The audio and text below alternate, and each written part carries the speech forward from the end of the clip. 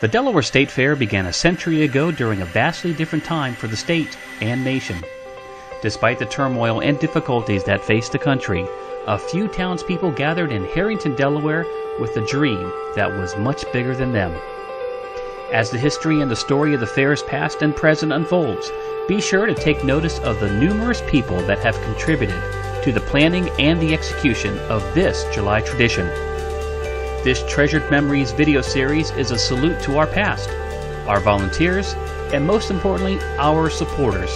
Our fair relies on their heartfelt commitment year after year to provide a joyous experience for hundreds of thousands of fairgoers. The Delaware State Fair would like to thank Highmark Blue Cross Blue Shield Delaware for their continued support of the Delaware State Fair and the support of this video storybook. This is our story, our Centennial Celebration. This is the Delaware State Fair.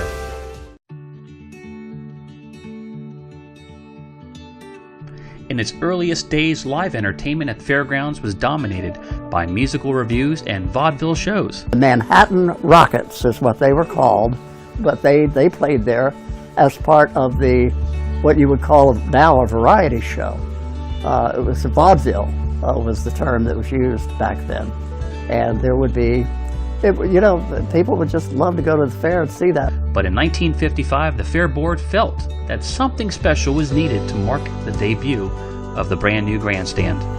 They made a daring move announcing that they had hired their first headline act, the Mariners, a four-man gospel and pop singing group that had its start in New York City and were well known across the country.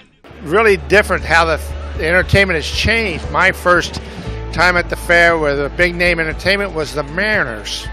And the Mariners was a group off the Arthur Godfrey show, on a TV show for Arthur Godfrey. And that was our first big star. This bold shift proved to be a successful one and was followed by many more famous headliners.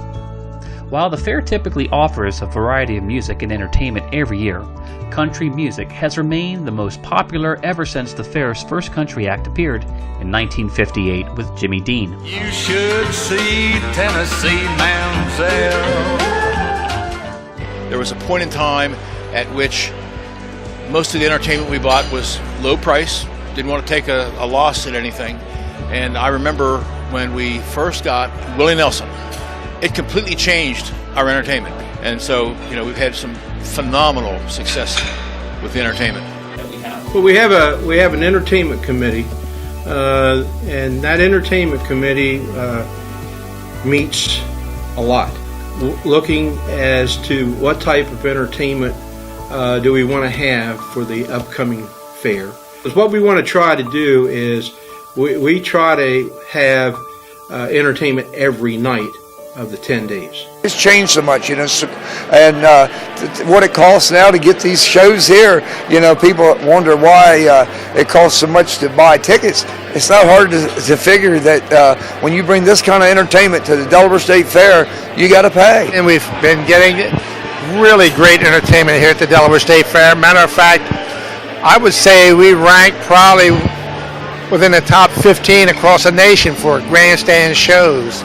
And it's all from being the support of our administration, our president, our general managers, and it's just been a great experience to be able to see how the Delaware State Fair has changed from the Kenton-Sussex County Fair to the Delaware State Fair, and since '96, the difference in this fair since '96 till now is just totally amazing. You would not recognize it.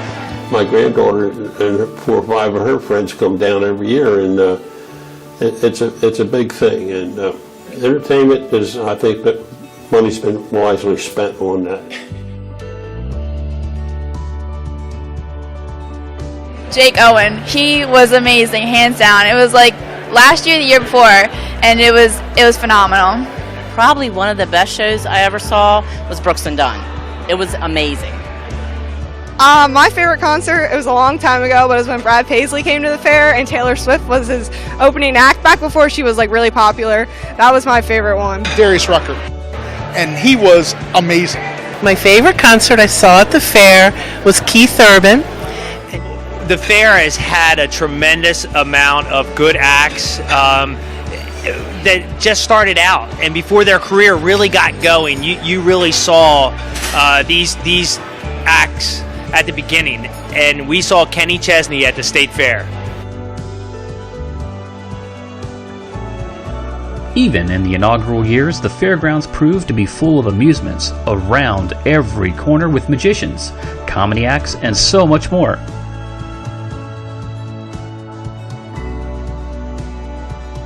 Kids went wild in 1957 over the opportunity to meet the Lone Ranger and his faithful companion Tonto.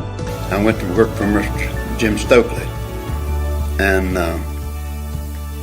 they brought the Silver in here, and I took care of him for a couple of days till he was here for the fair.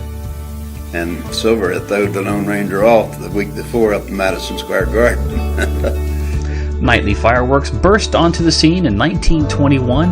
The fireworks for that's a class act that board does for that.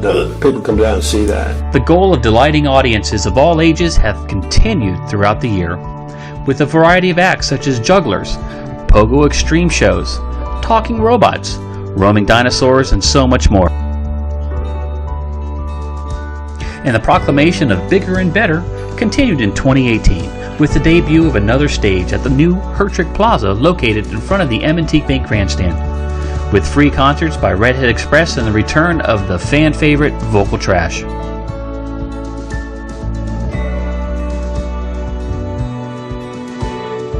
In 1924, it was decided that an agricultural parade and pageant was to be had, with the procession extending entirely around the half-mile track.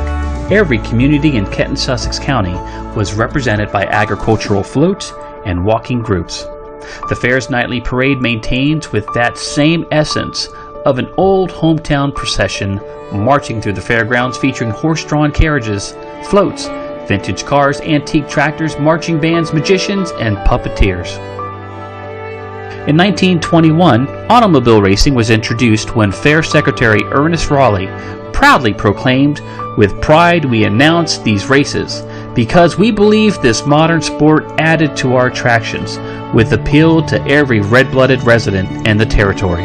I enjoy this track because two things, like you said, the nostalgia that was here. It was a fair going on in the background, and like we had the fireworks, and then the track itself was very challenging, and most people got frustrated. You know, they wanted to be here, but they when they got here, they were very, very intimidated by it. I think there's several of us that enjoyed it. We enjoyed the challenge, you know, because it was different crowd, you know. Grandstands were full. It was always standing room, you know. The infield, same way. Same way. In the infield, you couldn't even, you know, we had the pits in there, obviously, and then it was packed. You had a hard time getting out on track, you know. You had to mingle along through the people. But the spirit of auto racing remains alive today through the Demolition Derby and monster truck attractions. Demolition Derby, I mean, that's a big thing. People want to, you know, like I say, see the crashing and everything else.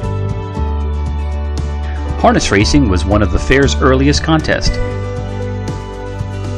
I remember the starting bell, and the judge would be in the stand and the bell, and the first thing he would say when a race horses come out on the track to race, they would have to line up and take off when the bell rang.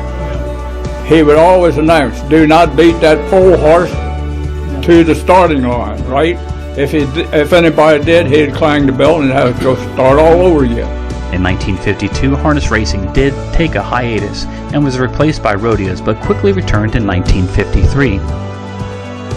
I'm looking forward to a great year for 2019 because I think that it'll be one of the best that the Delaware State Fair has ever had. The spirit of Founding Fathers Jacob O. Williams' slogan, which was adopted in the fair's second year of bigger and better, remains alive today as bold efforts continue to propel the entertainment endeavors at the Delaware State Fair. This is our story, our Centennial Celebration. This is the Delaware State Fair.